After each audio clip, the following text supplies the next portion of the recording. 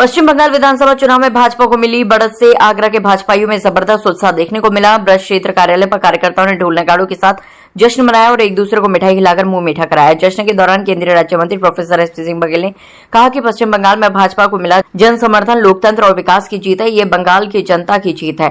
राज्यसभा सांसद नवीन जैन ने कहा कि जनता ने तुष्टीकरण और हिंसा की राजनीति को नकार कर भाजपा को राष्ट्रवाद और विकास के एजेंडे पर भरोसा जताया है। राष्ट्रीय स्तर पर भी बहुमत है। 5 राज्यों में से 3 राज्यों में सरकार बनी है।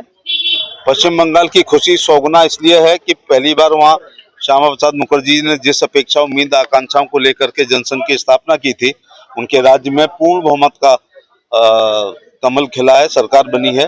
और अटल बिहारी वाजपेयी बहुत प्रासंगिक हो रहे हैं, जिन्होंने जब 2 MP थे तब कहा था कि अरब सागर के पश्चिम घाट पर खड़े होकर ये मैं कहने का साहस करता हूं कि एक दिन अंधेरा छटेगा, सूरज निकलेगा, कमल खिलेगा।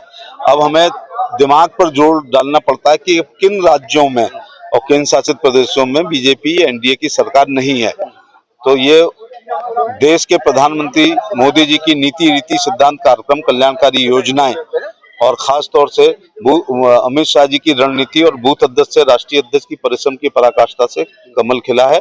और पश्चिम बंगाल की जनता ने जितना मैं वहां महसूस किया हूं, वो व्यवस्था परिवर्तन चाह रहे थे। तो व्यवस्था परिवर्तन तभी होगा जब सत्ता परिवर्तन होगा। जी के उन शब्दों पर आज मोहर लगी है कि अंधेरा छटेगा, सूरज निकलेगा और कमल खिलेगा। और कमल खिल चुका है पांडिचेरी में, असम में, बंगाल में ये जीत समर्पित है उन कार्यकर्ताओं के संघर्ष को, समर्पित है उन कार्यकर्ताओं किया। ऐसे कार्यकर्ताओं ने अपना परिश्रम नहीं छोड़ा। भारतीय जनता पार्टी आज पूर्ण बहुमत की सरकार बनाने जा रही है, तो निश्चित तौर पर ये जीत उनको समर्पित है।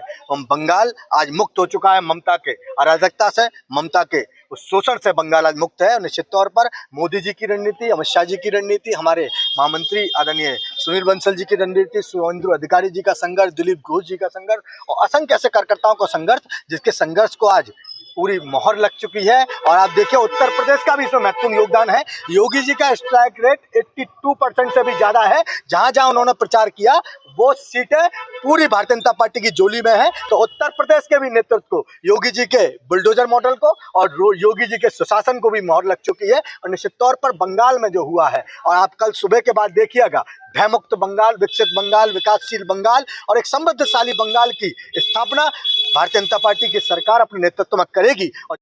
नमस्कार, मेरा नाम प्रमोद कुमार सिंह, मैं भारतीय जनता पार्टी महानगर के काम कर रहा हूँ।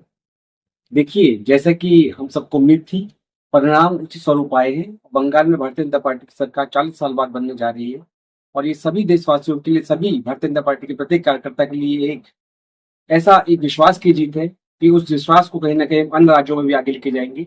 और ये बहुत ही खुशी का पल है। देखिए, जिस तरीके से पिछले 40 सालों से और 15 सालों से ममता बनर्जी की सरकार में तुष्टीकरण की राजनीति पश्चिम बंगाल में करी गई और समुदाय विशेष को जिस प्रकार से कहीं ना कहीं उनको एक हमेशा आगे बढ़ाया गया और कहीं ना कहीं मेजॉरिटी जो हमारे हिंदुओं की, कैसे उनका दमन किया गया।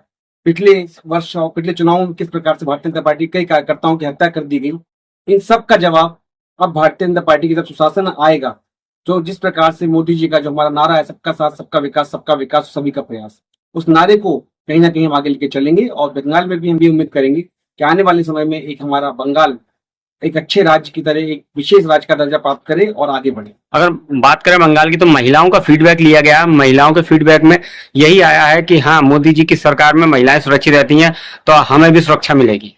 देखिए, आप जानते हैं, जब देश की आधी आबादी, जिसको हमेशा सभी सरकारों ने कहीं ना कहीं उनको इग्नोर किया, उनको हमेशा, क्योंकि हमारा पुरुष प्रधान समाज है, तो महिलाओं को शायद कहीं ना कहीं वो भागीदारी पार्टियां भी नहीं दिया करती थी। मगर भारतीय जनता पार्टी की सोच एकदम अलग थी और भारतीय जनता पार्टी ये मानती है कि महिलाओं का सशक्तिकरण इसी सरकार में हो सकता है।